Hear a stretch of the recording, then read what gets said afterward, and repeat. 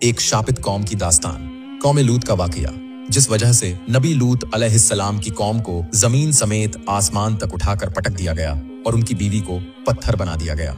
जानना चाहते हो पूरी हकीकत? तो सुनो। हजरत इब्राहीम अलैहिस्सलाम जब बाबिल शहर छोड़कर हिजरत कर रहे थे, तब उनके साथ थी उनकी बीवी सारा रजी अल्लाह ताला अन्हा और उनके भाई हारान के बेटे हजरत लूत अलैहिस्सलाम। ये लोग सब अल्लाह की रजा के लिए नए सफर पर निकले थे। सफर के एक मरहले पर अल्लाह ताला ने हजरत लूत अलैहिस्सलाम को नबूवत अता फरमाई। हजरत जिब्रील अलैहिस्सलाम के जरिए हुक्म हुआ, ऐ मेरे बंदे लूत, तुम जाओ एक खास कौम के पास, वहां मेरे बंदे बड़े गुनाहों में डूब चुके हैं, जाओ उन्हें मेरी राह पर लौटाओ। हजरत लूत अलैहिस्सलाम अल्लाह के हुक्म से चल पड़े उस खास कौम की तरफ। उनका मकसद था सादूम और अमोरा के शहरों तक पहुंचना। उधर हजरत इब्राहीम अलैहिस्सलाम शाम के इलाके में अल्लाह की तौहीद की दावत में मसरूफ थे और इधर हजरत लूत अलैहिस्सलाम उस शहर में दाखिल हुए। उन्होंने जो मंजर देखा वो दिल दहला देने वाला था। लोग सिर्फ दौलत के भूखे नहीं थे, बल्कि उनके दिलों में रहम नाम की कोई चीज नहीं बची थी। कोई मुसाफिर अगर उस शहर में आता तो उसे लूट लिया जाता, यहाँ तक कि उसकी जान भी ले ली जाती। मगर सबसे घिनौनी बात यह थी, उनका फितरी झुकाव उल्टा हो गया था। समाज के बड़े हो या आम लोग, सबके सब एक बेहूदगी में पड़ चुके थे। अल्लाह ने फरमाया, तुम लोग वो फौश काम करते हो जो तुमसे पहले किसी ने नहीं किया। अगर कोई किसी गरीब की मदद करता, किसी को एक रोटी भी दे देता, तो उसे भी सजा दी जाती। उनके समाज में बस एक ही उसूल था, जो मेरा है वो मेरा, जो तेरा है वो भी मेरा। हजरत लूत अलैहिस्सलाम ये देखकर हैरान रह गए, क्या ये लोग अल्लाह का पैगाम सुनेंगे भी? क्या इनमें कुछ भी इंसानियत बाकी है? मगर उन्होंने सब्र किया, रातों की रात जागे, दिनों के दिन लोगों तक पहुंचे, प्यार से समझाने की कोशिश करते रहे। फिर एक दिन शहर के बीचों बीच खड़े होकर बुलंद आवाज में पुकारा, ऐ मेरी कौम, क्या कर रहे हो तुम लोग? इतना गुनाह, इतनी ज़ुल्म, तुम उस रास्ते पर चल पड़े हो जिस पर आज तक कोई इंसान नहीं चला। अल्लाह की तरफ लौट आओ, सचेत हो जाओ, वरना अल्लाह का अजाब आना तय है। लेकिन क्या उस ताकतवर कौम ने यह बात सुनी? बल्कि उन्होंने मजाक उड़ाते हुए कहा, ये आदमी आया है हमारी तहजीब बदलने, मौलवियत फैलाने। लूत, अगर तूने ये सब बंद नहीं किया तो हम तुझे अपनी सरजमीन से निकाल देंगे। वो सिर्फ हजरत लूत अलैहिस्सलाम का मजाक ही नहीं उड़ाते, बल्कि उन्हें चैलेंज भी देते। तू तो कहता है अल्लाह का अजाब आएगा, तो ला कर दिखा, क्या कर लेगा तू हमारा? ये किसी एक दो की बात नहीं थी। पूरी कौम, हाकिम से लेकर आम आदमी तक, अमीर से गरीब तक, सब एक जैसे सोचते थे। हजरत लूत अलैहिस्सलाम दिल थाम कर बोले, ऐ मेरी कौम, मैं अल्लाह का नबी हूँ, तुम्हें आगाह करने आया हूँ। तुम लोग ऐसे गुनाह में डूबे हो जो इंसानी तारीख में कभी किसी ने नहीं किया। मुझे डर है तुम पर ऐसा अजाब ना उतर आए जो आज तक किसी कौम ने नहीं देखा। मैं तुम्हें बुला रहा हूँ अल्लाह की रहमत और हुक्म की तरफ। मेरा कोई फायदा नहीं इसमें, मैं तुमसे कुछ भी नहीं चाहता, सिर्फ यही चाहता हूँ कि तुम हक के रास्ते पर लौट आओ। लेकिन उस कौम के दिल इतने सख्त हो चुके थे कि उन्होंने हजरत लूत अलैहिस्सलाम पर हंसना शुरू कर दिया। कोई ताना मारता, ओ लूत, तू तो बड़ा नेक और पाक आदमी है, फिर इस गुनाह के शहर में क्यों आया? तू हमारी सोसाइटी के लायक नहीं है। अगर तुझे इतनी ही दिक्कत है तो छोड़ दे ये बस्ती, कहीं गड्ढे में छुप कर बैठ जा। और सबसे बड़ा घमंड ये बोला, ये शहर हमारा है, ये दौलत, ये ताकत, सब कुछ हमने अपने दम पर हासिल किया है। तेरा अल्लाह हमें कुछ नहीं देता, इसलिए तेरी उस काल्पनिक सजा का हमें कोई डर नहीं। जितना हजरत लूत अलैहिस्सलाम उन्हें समझाते, वो उतना ही मुंह फेर लेते। सालों साल उन्होंने इन्हें बुलाया, समझाया, डराया, लेकिन वो लोग तो और चिढ़ने लगे।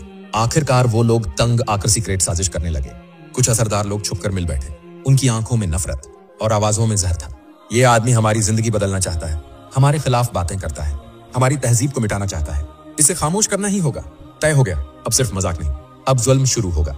अब दिखा देंगे कौन है इस शहर का असली मालिक। अगले दिन से शुरू हुआ जुल्म। हजरत लूत अलैहिस्सलाम के मानने वालों को पकड़ पकड़ कर सख्त सजाएं दी जाने लगी। कोई कोड़े की मार से गिर पड़ा, किसी का घर उजाड़ दिया गया। समाज से एक एक कर सच बोलने वालों को अलग कर दिया गया, ताकि हक की रोशनी हमेशा के लिए बुझा दी जाए। हजरत लूत अलैहिस्सलाम दर्द भरे दिल से ये सब देख रहे थे। इतनी बेदर्दी, इतना गुनाह। आखिरकार उन्होंने कांपते दिल और नम आंखों से आसमान की तरफ हाथ उठा लिए। ऐ मेरे रब, ये कौम मेरी बात नहीं सुन रही, बल्कि मुझ पर और मेरे लोगों पर जुल्म कर रही है। अब फैसला तेरे हाथ है, मैं तुझे सौंपता हूं इनका मामला। अल्लाह ने अपने प्यारे नबी की दुआ कबूल कर ली। फिर एक दिन बहुत दूर शाम के इलाके में हजरत इब्राहीम अलैहिस्सलाम के दरवाजे पर कुछ मेहमान आ पहुंचे। वो दिखने में बहुत खूबसूरत थे, बहुत रौबदार और इज्जतदार। हजरत इब्राहीम अलैहिस्सलाम अतिथि सत्कार करने वाले थे। उन्होंने तुरंत उनके लिए खाने का इंतजाम किया। एक भुना हुआ बछड़े का गोश्त उनके सामने पेश कर दिया।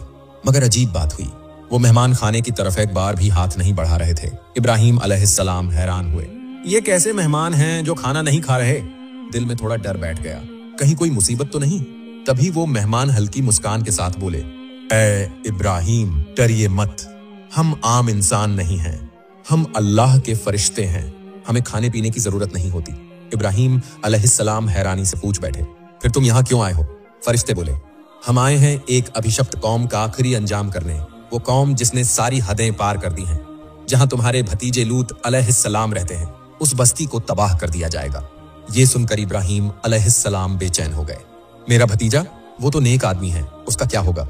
फरिश्तों ने तसल्ली दी, घबराइए मत, लूत अलैहिस्सलाम और जो ईमान वाले हैं वो महफूज रहेंगे। अजाब सिर्फ उन गुनहगारों पर आएगा जो नाफरमानी और फुहाशी में डूब चुके हैं। ये कहकर फरिश्ते रुखसत हुए और चल दिए एक खौफनाक मिशन की तरफ, जहां एक पापी कौम का घमंड हमेशा के लिए मिट्टी में मिलने वाला था। फिर वो फरिश्ते सद्दूम नगरी की तरफ बढ़ चले। सद्दूम की सरहद पर पहुंचते हुए वो एक दरिया के किनारे से गुजरे। वहीं उन्होंने एक जवान लड़की को देखा। वो लड़की कोई और नहीं, नबी लूत अलैहिस्सलाम की बेटी थी। हर रोज की तरह वो दरिया से पानी भरने आई थी, हाथ में मटकी लिए। पानी भरते भरते उसकी नजर पड़ी सामने खड़े 3 अजनबी नौजवानों पर। उनकी पोशाक साफ सुथरी, चेहरे पर ऐसा नूर जैसे ये इस दुनिया के इंसान ही नहीं, आंखों में रहस्यमय चमक। उनका व्यक्तित्व देख वो लड़की कुछ पल हैरान रह गई। उसने आज तक इस बस्ती में ऐसे किरदार के किसी इंसान को नहीं देखा था। आखिरकार उसने हिम्मत कर कुतूहल से पूछ लिया, आप लोग कौन हैं? मैंने आपको पहले कभी नहीं देखा। तीनों में से एक हल्के से मुस्कुराया, फिर बोले, हम सफर में हैं, लंबा रास्ता तय किया है, बहुत थक चुके हैं, इस शहर में थोड़ी देर आराम करने आए हैं, हमें बस किसी जगह की पनाह चाहिए। ये सुनते ही लूत अलैहिस्सलाम की बेटी का दिल कांप उठा। उसे पता था लोग नहीं जानते कहां आ गए हैं। सद्दूम के मर्द बिल्कुल बिगड़ चुके थे। औरतों में उनकी कोई दिलचस्पी न थी, बल्कि वो शर्मनाक और बेहया रास्तों पर चल चुके थे। अगर ये 3 सुंदर नौजवान शहर में दाखिल हुए तो यकीनन वो गुनहगार कौम इन पर टूट पड़ेगी। उन्हें किसी भी हाल में यहीं नहीं छोड़ा जा सकता, उन्हें बचाना होगा। लूत अलैहिस्सलाम की बेटी तेजी से सोचने लगी। फैसला कर लिया, इन्हें अपने अब्बा के पास ले जाना होगा, क्योंकि लूत अलैहिस्सलाम ही इस शहर में एकमात्र इंसाफ पसंद और नेकी वाला इंसान थे। वो जल्दी से दरिया के किनारे से उठ खड़ी हुई, चेहरे पर डर साफ दिख रहा था। कहने लगी, आइए मेरे पिता के घर चलिए, वो सेहत मेहमान नवाज हैं, आपको पनाह और हिफाजत देंगे। तीनों नौजवान कुछ पल खामोश रहे, फिर एक दूसरे की तरफ देखा और हल्की सी मुस्कान दी। फिर वो लड़की के साथ चुपचाप चल पड़े। उधर लूत अलैहिस्सलाम अपने घर के दरवाजे पर खड़े थे। चेहरे पर चिंता साफ झलक रही थी, क्योंकि अभी अभी उन्हें एक भयानक खबर मिली थी। शहर में इन 3 अजनबी मुसाफिर दाखिल हुए हैं और वो बेहद हुस्न वाले हैं। लूत अलैहिस्सलाम फौरन सोच में पड़ गए, या अल्लाह, अगर इन पापियों को पता चल गया तो बहुत बड़ा फसाद हो जाएगा। लूत अलैहिस्सलाम एक पल भी देर नहीं करना चाहते थे। तुरंत उन मुसाफिरों की तलाश में निकल पड़े। शहर की तंग गलियों में तेजी से चलने लगे। हर तरफ नजर घुमाकर देखने लगे, कहीं कोई तरह की आहट तो नहीं। आखिरकार उन्होंने देखा कि 3 मुसाफिर उनकी बेटी के साथ धीरे धीरे आगे बढ़ रहे हैं। उनका चेहरा इतना अलौकिक, इतना मनमोहक था कि एक पल के लिए लूत अलैहिस्सलाम हैरान होकर उन्हें देखते रह गए। उनके स्वर में चिंता की कंपन थी। उन्होंने कहा, आप लोग मेरे मेहमान हैं, कृपया मेरे साथ आइए। इस शहर के लोगों के बारे में आप नहीं जानते, वे बेहद निकृष्ट हैं, सावधान रहिए। तीनों मेहमान कुछ नहीं बोले, चुपचाप लूत अलैहिस्सलाम के पीछे पीछे चलने लगे। रास्ते में लूत अलैहिस्सलाम फिर बोले, तुम लोग इस शहर के लोगों के बारे में सही समझ लो। ये लोग ऐसे गुनाह में लिप्त हैं जो इंसानों की तारीख में किसी ने नहीं किया है। लेकिन मुसाफिर अब भी खामोश थे, मानो सब कुछ जानते हो, समझते हो, मगर कुछ भी जाहिर नहीं कर रहे थे। नबी लूत अलैहिस्सलाम का दिल चिंता से बोझिल हो उठा। हाय अल्लाह, मैं इन्हें कैसे बचाऊंगा। आखिरकार लूत अलैहिस्सलाम के घर का दरवाजा खुला। उन्होंने मुसाफिरों को अंदर ले जाकर चैन की सांस ली, मगर ये चैन ज्यादा देर नहीं रहा। घर के एक कोने में उनकी पत्नी खड़ी थी। वह कुछ नहीं बोली, लेकिन उसकी आंखों में कुछ और ही था। हजरत लूत अलैहिस्सलाम ने अपने पूरे घर वालों को सख्ती से ताकीद की, इन मेहमानों की बात कोई भी बाहर न बताए। मगर उनकी पत्नी का दिल हमेशा अलग ही रहता था। वह लूत अलैहिस्सलाम की बातों की वफादार नहीं थी, बल्कि सद्दूम की पापी कौम के उस बेहया समाज को ही सही मानती थी। वह चुपके से घर से बाहर निकल गई। अंधेरे रास्ते से होते हुए शहर के सरदारों और बदमाशों के एक छुपे अड्डे पर पहुंच गई। वहां बैठे विकृत मानसिकता के लोग उसे देखकर चौकन्ना हो गए। उन्होंने पूछा, तुम यहाँ क्यों आई हो? वह एक कोने में जाकर धीमे स्वर में बोली, मेरे शौहर के घर 3 मेहमान आए हैं। उनका सौंदर्य ऐसा है कि इस शहर की हर चीज फीकी लगने लगे। यह सुनते ही शहर भर में सनसनी फैल गई।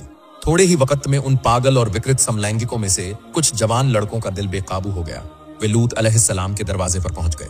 जोर से दरवाजा खटखटाकर बोले, ए लूत, तुम तो समलैंगिक नहीं हो, तो फिर इन खूबसूरत जवानों के साथ तुम्हारा क्या रिश्ता हो सकता है? उन्हें हमारे हवाले कर दो, हमें अपनी विकृत इच्छाओं की तृप्ति करने दो। ऐसे विकृत और घिनौने प्रस्ताव सुनकर अल्लाह के नबी लूत अलैहिस्सलाम सन्न रह गए। उन्होंने गहरी पीड़ा लिए कहा, तुम में से जो मेरी बेटियों से निकाह करना चाहता है, मैं तैयार हूँ, मैं उन्हें तुम्हारे निकाह में दे दूंगा, लेकिन मेरे इन मेहमानों को मैं तुम्हारी हवस का शिकार नहीं बनने दूंगा। ये मेरे आसरे आए हैं। मगर उन विकृत मानसिकता वालों ने जवाब दिया, ए लूत, हमें तुम्हारी बेटियों में कोई दिलचस्पी नहीं है। तू जानता है कि हमें औरतों में कोई रुचि नहीं। हमें तो वही जवान चाहिए, उनके बिना हम वापस नहीं लौटेंगे। उनके ऐसे बेहया जवाब सुनकर लूत अलैहिस्सलाम अपने मेहमानों के सामने बेहद शर्मिंदा और बेबस महसूस करने लगे। तभी उन मेहमानों में से एक ने लूत अलैहिस्सलाम को दिलासा देते हुए कहा, ए अल्लाह के रसूल, आपको कोई डर नहीं, आपकी हिफाजत अब हमारे जिम्मे है। उस वक्त वे मेहमान अपनी असली पहचान जाहिर कर देते हैं। वे कहते हैं, हम जिब्रील अलैहिस्सलाम, इसराफील अलैहिस्सलाम और मीकाइल अलैहिस्सलाम हैं। हम अल्लाह के महाशक्ति वाले फरिश्ते हैं और हम आए हैं इस गुनहगार बस्ती को तबाह करने। फिर जिब्रील अलैहिस्सलाम आगे बढ़ते हैं और अपने परों से एक जोरदार वार करते हैं। एक पल में सारे गुनहगार लोग अंधे हो जाते हैं। उसके बाद फरिश्ते लूत अलैहिस्सलाम से कहते हैं, तुम और तुम्हारे साथी जितनी जल्दी हो सके इस शहर को छोड़ दो। रात खत्म होने से पहले यहाँ से निकल जाओ, क्योंकि सुबह होते ही हम इस बस्ती को जमीन में मिला देंगे। वे कहते हैं, जो लोग तुम्हारा साथ देंगे वे अल्लाह के अजाब से बच जाएंगे, मगर चाहे कुछ भी हो जाए कोई भी पीछे मुड़कर न देखे। जो भी इस हुक्म की नाफरमानी करेगा वह हलाक हो जाएगा। यहाँ एक और बात साफ कर दी गई, लूत अलैहिस्सलाम को अपने पूरे घराने के साथ इस बस्ती से निकलने का हुक्म दिया गया था, सिर्फ उनकी बीवी को छोड़कर, क्योंकि उनकी बीवी सद्दूम और उसके लोगों के साथ थी। और जब लूत अलैहिस्सलाम और उनके लोग बस्ती छोड़कर जा रहे थे, उन्हें पीछे मुड़कर देखने से मना किया गया, क्योंकि उस बस्ती पर ऐसा सख्त अजाब आने वाला था कि अगर लूत अलैहिस्सलाम भी पीछे देखते तो नुकसान पहुंचा दिया जाता।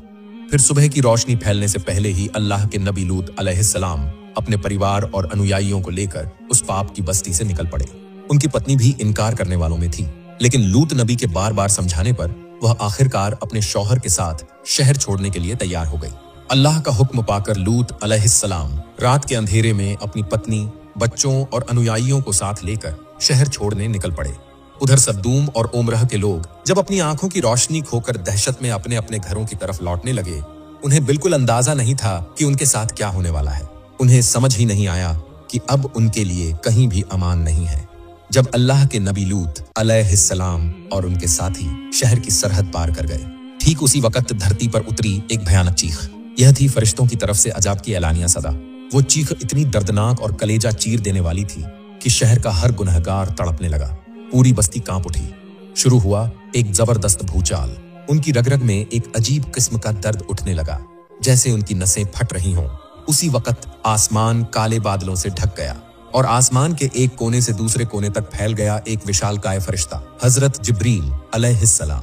उनके विशाल पंखों की चमक इतनी तेज थी कि रात का अंधेरा भी फीका पड़ गया। फिर उन्होंने सिर्फ अपने एक पर के सिरे से उस पूरी बस्ती को जमीन से उखाड़ लिया। उस रात सद्दूम के लोग सितारे नहीं देख रहे थे, बल्कि अपने घरों और महलों को जमीन से ऊपर लटकते देख रहे थे। कुत्ते, बिल्ली, इंसान, जानवर, परिंदे ऑल उल्टे लटक रहे थे। वे ऊपर से नीचे झांक रहे थे। नीचे कुछ भी नजर नहीं आ रहा था, बस एक गहरा खालीपन। वे चीख रहे थे, रो रहे थे, लेकिन उस रात किसी रहम की कोई उम्मीद नहीं थी। फिर हजरत जिब्रील अलैहिस्सलाम उस बस्ती को आसमान की सबसे ऊंची जगह तक ले गए और एक झटके में उल्टा पटक दिया। शहर के महल, रास्ते, मस्जिद, बाजार सब धूल में मिल गए और फिर गिरने से पहले ही आसमान से बरसने लगी बारिश। मगर यह कोई आम बारिश नहीं थी, यह थी आग और पिघले हुए पत्थरों की बारिश। हर पत्थर निशानजदा था। जिस गुनहगार का नाम लिखा था वो पत्थर सीधे उसी की तरफ बढ़ता था। कोई भागने की कोशिश कर रहा था, कोई आसमान की तरफ हाथ उठाकर मदद मांग रहा था। मगर उस दिन रहमत के सारे दरवाजे बंद हो चुके थे। जो लोग पत्थर की बारिश से बच निकले थे, उन्होंने देखा आसमान से आग के गोले गिरने लगे। पूरी बस्ती एक पल में आग की भयानक लपटों में घिर गई। उस रात कोई जिंदा नहीं बचा। दूसरी तरफ जब नबी लूत अलैहिस्सलाम का परिवार और उनके अनुयायी पहाड़ों के रास्ते पत्थरों के बीच होकर आगे बढ़ रहे थे, तभी पीछे से एक भयानक आवाज सुनाई दी। ऐसा लग रहा था जैसे जमीन फटकर दो टुकड़े हो रही हो। उसी के साथ शुरू हो गया एक जबरदस्त कंपन। पूरा शहर कांप उठा, जैसे कोई विशाल दैत्य अपने बड़े हाथों से जमीन को हिला रहा हो। दूर से एक डरावनी चीख सुनाई दे रही थी, हमें बचाओ, हमें बचाओ। लेकिन लूत अलैहिस्सलाम जानते थे ये उन लोगों के कर्मों की सजा है। वह जानते थे कि उनकी कौम ने अल्लाह के हुक्म की नाफरमानी की थी और अब वो अजाब आ चुका था जिससे कोई बच नहीं सकता। लेकिन उसी वक्त एक औरत के दिल में शक और हिचकिचाहट पैदा हुई। वह थी नबी लूत अलैहिस्सलाम की बीवी। वह भी दौड़ रही थी, मगर उसका दिल पीछे छूट गया था। वह सोच रही थी, क्या ये सब सच में हो रहा है? क्या वाकई सब कुछ खत्म हो जाएगा? उसका दिल रो रहा था। उसकी रूह उसे पीछे की तरफ खींच रही थी और फिर उस बदनसीब लम्हे में उसने अल्लाह के हुक्म की नाफरमानी कर दी। वह रुक गई और पीछे मुड़कर देख लिया। ठीक उसी पल एक अदृश्य ताकत ने जैसे उसके जिस्म पर हमला कर दिया। उसने महसूस किया कि उसके जिस्म का हर हिस्सा सुन्न होता जा रहा है। वह चीखना चाहती थी, लेकिन उसके गले से कोई आवाज ही नहीं निकली। उसके हाथ पांव भारी हो गए, उसकी चमड़ी सख्त होने लगी। वह महसूस कर रही थी कि अब वह हिल भी नहीं सकती। एक पल में वह एक बेजान पत्थर की मूर्ति बन गई। उसी पहाड़ी रास्ते के किनारे जहां वह खड़ी थी, वहीं हमेशा के लिए अटक गई। अब वह ना दौड़ सकेगी, ना कुछ बोल सकेगी, ना माफी मांग सकेगी। लूत अलैहिस्सलाम जान गए कि उनकी पत्नी ने पीछे मुड़कर देख लिया है। उन्हें एहसास हो गया कि उसने अल्लाह के हुक्म की नाफरमानी की है। फिर भी उनके दिल में गहरा दुख उठ खड़ा हुआ। उन्होंने अपनी आंखें बंद कर लीं और दिल से एक ही दुआ मांगी, ऐ अल्लाह, हमें बचा ले, इस आफत से हमें निजात दे। उस रात अल्लाह का गजब एक पूरी बस्ती को धूल में मिला चुका था। उस रात एक गुनाहगार कौम की कहानी हमेशा के लिए खत्म हो गई। यह थी कौमे लूत के हलाक होने की सबसे अहम दास्तान। आखिरी बात यह है कि कौमे लूत का यह अंजाम हमारे लिए एक बड़ी नसीहत है। अल्लाह के हुक्म और उसकी चेतावनियों को नजरअंदाज करने का अंजाम कितना भयानक हो सकता है। जहां भी अल्लाह के आदेश की खिलाफवर्जी होती है, वहां उसका अजाब आना तय है। इसके जरिए हमें समझना चाहिए कि अल्लाह के रास्ते पर चलना ही एकमात्र महफूज और सीधा रास्ता है। किसी भी हालत में हमें उसके हुक्म की मुखालफत नहीं करनी चाहिए, क्योंकि उसका अजाब बेहद दर्दनाक और टालने के बाहर है। अगर आपको यह वीडियो अच्छा लगा हो तो लाइक करें और ऐसी और वीडियो पाने के लिए चैनल को सब्सक्राइब करें। अल्लाह ताला हमें सभी को नेक रास्ते पर चलने की तौफीक दे। आमीन।